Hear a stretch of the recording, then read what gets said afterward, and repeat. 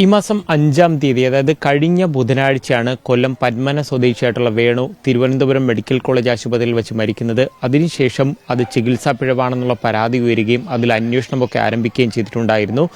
കുടുംബം അത് പരാതി നൽകിയതിന് പിന്നാലെ DME ഒക്കെയാണ് അതിൻ്റെ അന്വേഷണ ചുമതല നൽകിയിരുന്നത്. എന്തായാലും ആ അന്വേഷണവുമായി ബന്ധപ്പെട്ട് നാളെ തിരുവനന്തപുരത്ത് നേരിട്ട് ഹാജരാകണമെന്നാണ് ഇത്തരത്തിൽ ഒരു മരണദുഃഖത്തിലായിരിക്കുന്ന ഒരു കുടുംബാംഗങ്ങളെ അറിയിച്ചിരിക്കുന്നത്. പക്ഷേ അവർ അത് ഒരു ബുദ്ധിമുട്ട് അറിയിച്ചതിനെ തുടർന്ന് ഇന്ന് രാവിലെ ഒരു അറിയിപ്പ് അവർക്ക് ലഭിച്ചിട്ടുണ്ട്. എന്താണ് കാര്യങ്ങളെന്നൊക്കെ ചോദിക്കാം. നമ്മൾ നൽകിയ പരാതിക്ക് തിരുവനന്തപുരത്ത് ചെല്ലാനാണ് ഒരു അറിയിപ്പ് വന്നിരുന്നതല്ലേ? അതെ, നമ്മളൊരു പരാതി കൊടുത്തിട്ട് അവർ അന്വേഷിക്കാൻ വേണ്ടി ഞങ്ങൾ മതിയായ രേഖകളുമായിട്ട് തിരുവനന്തപുരത്ത് ചെല്ലാൻ പറഞ്ഞ് ആദ്യം പറഞ്ഞു 12-ാം തീയതി ചെല്ലാൻ പറഞ്ഞു. അന്ന് ഇവിടുത്തെ കുഴിമുടൽ ചടങ്ങായതുകൊണ്ട് വരാൻ സാധിക്കില്ല എന്ന് പറഞ്ഞനുസരിച്ച് വീണ്ടും ഡേറ്റ് മാറ്റി 13 തന്നു. അങ്ങനെ 13-ാം തീയതി ചെല്ലാൻ പറഞ്ഞിട്ടുണ്ടായിരുന്നു. തലേന്ന് വിളിച്ച് ഓർമ്മിപ്പിക്കാം എന്ന് പറഞ്ഞു. പക്ഷെ ഇന്നലെ വൈകുന്നേരം വന്ന മാധ്യമങ്ങളായാലും വിളിച്ചവരോടാണ് ഞാൻ പറഞ്ഞു, എനിക്ക് ഇവിടുന്ന് ഇറങ്ങാൻ പറ്റൂല, കാരണം 16 കഴിയാതെ ഞാൻ ഇവിടുന്ന് ഇറങ്ങത്തില്ല എന്ന് പറഞ്ഞു.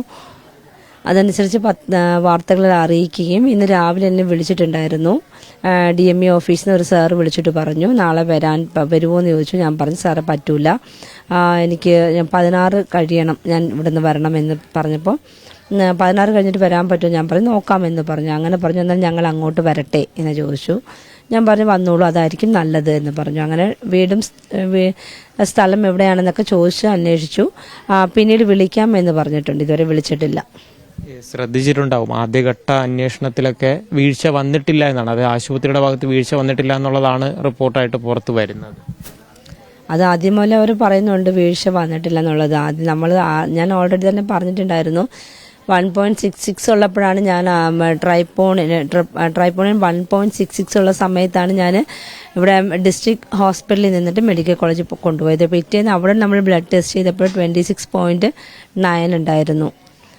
അങ്ങനെ ആവുമ്പോൾ അവർ അതേ സെയിം മരുന്ന് തന്നെയാണ് വീണ്ടും കണ്ടിന്യൂ ചെയ്തു പോയത്. അല്ലാതെ ആ മരുന്നിലോ അല്ലെങ്കിൽ താഴെ കിടക്കുന്നതിലോ ഒന്നും യാതൊരു മാറ്റവും വരുത്തിയിട്ടില്ല. ചികിത്സാ പിഴവ് തന്നെയല്ലേ. പിന്നെ ആൻജിയോഗ്രാം ചെയ്യാന്ന് പറഞ്ഞിട്ട് അത് കൃത്യമായിട്ട് ചെയ്തില്ല, എക്കോ എടുത്തിട്ടില്ല. ഇല്ലെങ്കിൽ അദ്ദേഹത്തെ ഈ ആൻജിയോഗ്രാം ചെയ്തില്ലെങ്കിലും 24 hours ICUവിലെങ്കിലും അവർക്ക് കിടത്താമായിരുന്നു. ഒബ്സർവേഷൻ കിട്ടിയിട്ടുണ്ട്, അതും ചെയ്തിട്ടില്ല.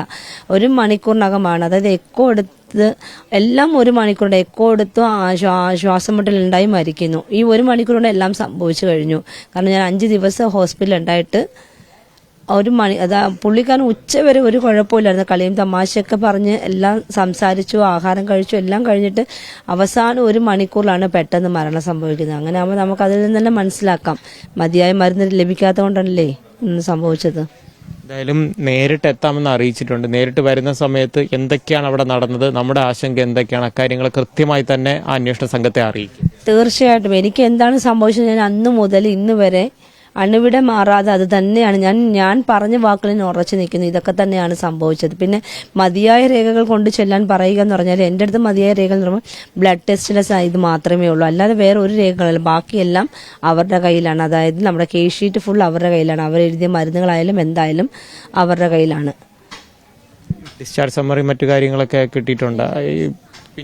ഇല്ല ഡിസ്ചാർജ് സമ്മറി ഒന്നും നമുക്ക് തന്നിട്ടില്ല. ജസ്റ്റ് ഒരു ചെറിയൊരു 1-2 ഷീറ്റ് പേപ്പേഴ്സ് മാത്രമേ തന്നിട്ടുള്ളൂ, അല്ലാതെ വേറെ ഒന്നും തന്നിട്ടില്ല. അപ്പോൾ എന്തായാലും അവർ വരാമെന്ന് പറഞ്ഞൊരു ആശ്വാസം കാണുന്നു. നേരത്തെ പറയും, കാര്യം ഡോക്ടർമാരെല്ലാം ഇപ്പോഴും സർവീസിൽ തുടരുകയാണ്. അതിനുശേഷം പോലും പല ആശുപത്രികളിൽ നിന്ന് ഇത്തരത്തിൽ പരാതികൾ മെഡിക്കൽ കോളേജിനെതിരെ പോലും ഉണ്ടാവുകയും ചെയ്തിട്ടുണ്ട്. അത് മാത്രമല്ല പല പരാതികൾ പറയുമ്പോൾ എൻ്റെ ഹസ്ബൻഡ് ഇപ്പോൾ ഈ ഓഡിയോ ക്ലിപ്പ് ഇട്ടതുകൊണ്ടാണ് പുറത്തു വന്നത്. ഇപ്പോഴും ഇത് കഴിഞ്ഞതിന് ശേഷം പലരും എൻ്റെ ഫോൺ നമ്പർ കിട്ടി എന്നെ വിളിച്ചിട്ടുണ്ടായിരുന്നു.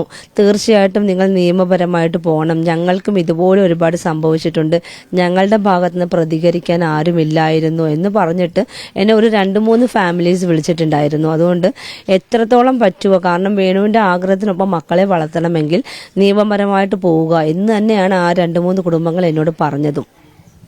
എന്തായാലും വേണുവിന് ജീവൻ നഷ്ടപ്പെട്ടു, അതൊരിക്കലും കുടുംബത്തിന് നികത്താനാവില്ല. പക്ഷേ വേണുവിന് നീതി കിട്ടും വരെ നിയമ പോരാട്ടം തുടരാണ്. അത് ഏതറ്റം വരെ പോകാൻ തന്നെയാണ് ഭാര്യയുടെയും കുടുംബാംഗങ്ങളുടെയും തീരുമാനം.